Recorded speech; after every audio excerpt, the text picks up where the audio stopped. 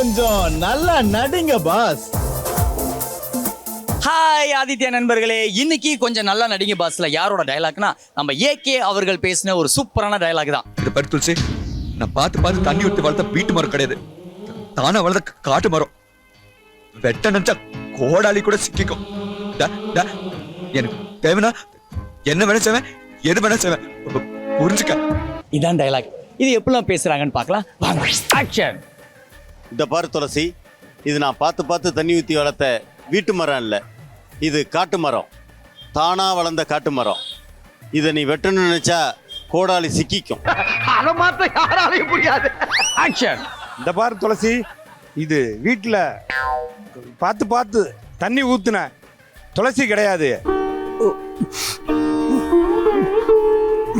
இது ஒரு காட்டு மரம், இது ஒரு பெரிய வேங்க மரம், இது ஒரு பெரிய புளிய மரம். வாழ்க்கையில ரொம்ப அடிபட்டிருக்கீங்கன்னு நினைக்கிறேன்.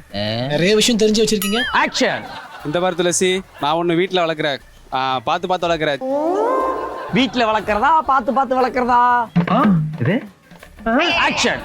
இங்கே பாரு துளசி, நான் ஒன்றும் பார்த்து தண்ணி ஊற்றி வளர்க்குற வீட்டு மரம் கிடையாது, தானா விளந்த காட்டு மரம். என்னை வெட்டணும்னு நினைச்சாலும் கோடாலி கூட சிக்கிக்கும். அங்கதான் நீங்க தப்பு பண்றீங்க. அதனால நல்லா பெரிய ரம்பமா எடுத்துட்டு வந்து கரகரன்னு அறுத்துரு. சார் அதை தான் சார் நானும் சொல்லிட்டு இருக்கேன். வாங்க வாங்க. இந்த பாரு துளசி, நான் தண்ணி ஊற்றி வளர்த்துற வீட்டு மரம் கிடையாது, தானா வளர்ந்த காட்டு மரம். உண்மை. என்னை வெட்டுன்னு நினைச்சா கோடாலி கூட சிக்கிக்கும். பாயிண்ட். எனக்கு தேவைன்னா நான் என்ன வேணாலும் செய்வேன், எது வேணாலும் செய்வேன்.